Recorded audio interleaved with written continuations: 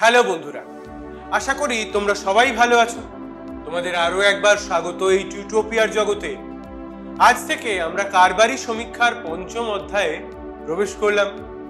আমাদের আজকের আলোচ্য বিষয় হলো সংগঠন।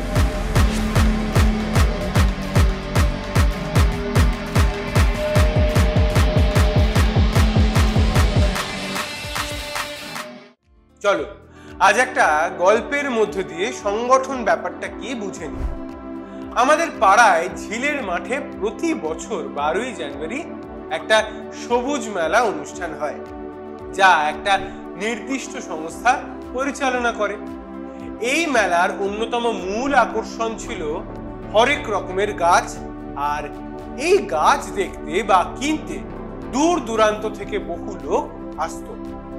এছাড়াও মেলায় একপাশে নানা রকমের নাচ ও গানের অনুষ্ঠানও হতো।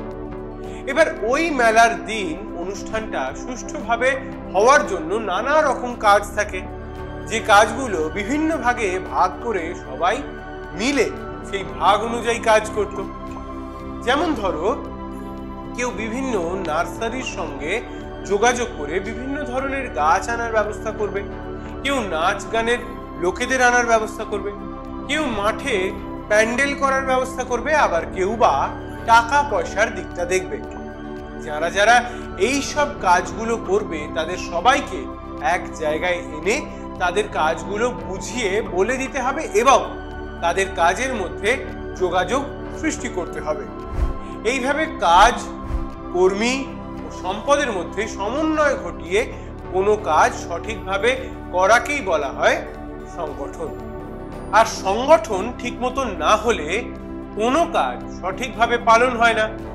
যেমন ধরো, যারা নাচ গানের লোক জোগাড় করবে তারা হয়তো বলে এলো সকালে অনুষ্ঠান হবে, কিন্তু আসলে অনুষ্ঠানটা সন্ধ্যেবেলা হওয়ার কথা। আবার ধরো, গাছগুলো আনার জন্য তারা 12 তারিখের জায়গায় 13 তারিখ বলে এলো, বা কত টাকার গাছ আনছে সেটার কোনো হিসেব রাখছে তাকে হয়তো দিল না।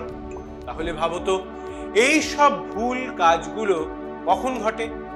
যখন সংগঠিতভাবে একাধিক কাজগুলো পরিচালনা করা হয় না, তখনই এই সব গন্ডগোল হয়। কিন্তু এই অনুষ্ঠানের জন্য সঠিক সংগঠন ছিল বলে অনুষ্ঠানটা নির্দিষ্ট দিনে সুস্থভাবে সম্পন্ন করা সম্ভব হয়েছিল। সুতরাং সঠিক ব্যবস্থাপনার কাজের জন্য সংগঠন একান্ত প্রয়োজন। আসলে কারবারি ক্ষেত্রে কোনো কারবারকে প্রাণবন্ত করে তুলতে সাহায্য করে এই সংগঠন। বলা যায়, সংগঠন ছাড়া কারবার অচল হয়ে পড়ে।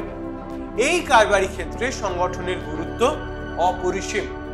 কারবার চালাতে গেলে, অর্থাৎ দ্রব্য উৎপাদন করতে গেলে নানা রকম উপকরণ বা সম্পদের প্রয়োজন হয়, যেমন কাঁচামাল, যন্ত্রপাতি, অর্থ, শ্রমিক, কর্মচারী ইত্যাদি।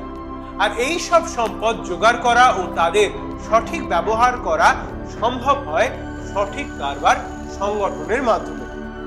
সঠিক সংগঠনের ফলে সম্পদের অপচয় কম হয় ও সম্পদের সঠিক ব্যবহার করা যায়। আমরা তো জানি যে কারবারের সমস্ত কাজ কয়েকটি ভাগে ভাগ করা থাকে, আর তারপর কর্মীদের যোগ্যতা অনুযায়ী সমস্ত বিভাগে কর্মীদের কাজ বন্টন করে দেওয়া হয়। কর্মীরা যে যে কাজে পারদর্শী তাদের সেই কাজই করতে দেওয়া হয়। অর্থাৎ বলা যায়, সংগঠনের দ্বারা বিশেষায়ন করা সম্ভব হয়। এরপর কর্মীদের কাজ ভাগ করে দেওয়ার পর তাদের সেই কাজের দায়িত্ব বুঝিয়ে দেওয়া হয় এবং সেই দায়িত্ব পালনের জন্য তাদের যতটা কর্তৃত্ব দেওয়া উচিত সেটাও তাদের দিতে হয়। ফলে তারা যথেষ্ট উৎসাহের সঙ্গে তাদের কাজটা করতে পারে। কারণ শুধু কাজের দায়িত্ব দেওয়া হলো অথচ কাজটা সম্পন্ন করার জন্য কর্তৃত্ব দেওয়া হলো না, তাহলে কর্মীরা কাজটা সঠিকভাবে করতে পারবে না ও তাদের কাজের প্রতি আগ্রহ নষ্ট হয়ে যাবে। অর্থাৎ বলা যায়, সংগঠনের মাধ্যমে কর্তৃত্ব ও দায়িত্বের মধ্যে সঠিক সম্পর্ক গড়ে তোলা যায়। এর ফলে কর্মীদের কাজের প্রতি ইচ্ছে অনেক বেড়ে যায়, ফলে তারা কাজে অনেক বেশি দক্ষ হয়ে ওঠে। আর কর্মীরা যত দক্ষ হবে প্রতিষ্ঠানের উৎপাদন ক্ষমতা ততই বেড়ে যাবে। ফলে প্রতিষ্ঠান ধীরে ধীরে উন্নতির দিকে এগিয়ে যাবে। সুতরাং বলা যায় সংগঠনের ফলে প্রতিষ্ঠানের উন্নয়ন ও সম্প্রসারণ সম্ভব। আশা করি এই পর্বে তোমরা সংগঠন সম্পর্কে ধারণা পেয়ে গেছো। তাহলে আজ এই পর্যন্তই থাক, পরে আবার নতুন কিছু নিয়ে আবার ফিরে আসব। সঙ্গে থেকো, ভালো থেকো। মনে রেখো, প্রতিষ্ঠানের কর্ম, কর্মী ও সম্পদের মধ্যে সমন্বয় ঘটিয়ে কোনো কাজ সঠিকভাবে সম্পাদন করাকেই বলা হয় সংগঠন। কারবারকে প্রাণবন্ত করে তুলতে সাহায্য করে, সম্পদের অপচয় কম হয় এবং কাম্য ব্যবহার করা সম্ভব হয়, বিশেষায়ন করা সম্ভব হয়, কর্তৃত্ব ও দায়িত্বের মধ্যে সঠিক সম্পর্ক গড়ে তোলা যায়, প্রতিষ্ঠানের উন্নয়ন ও সম্প্রসারণ সম্ভব।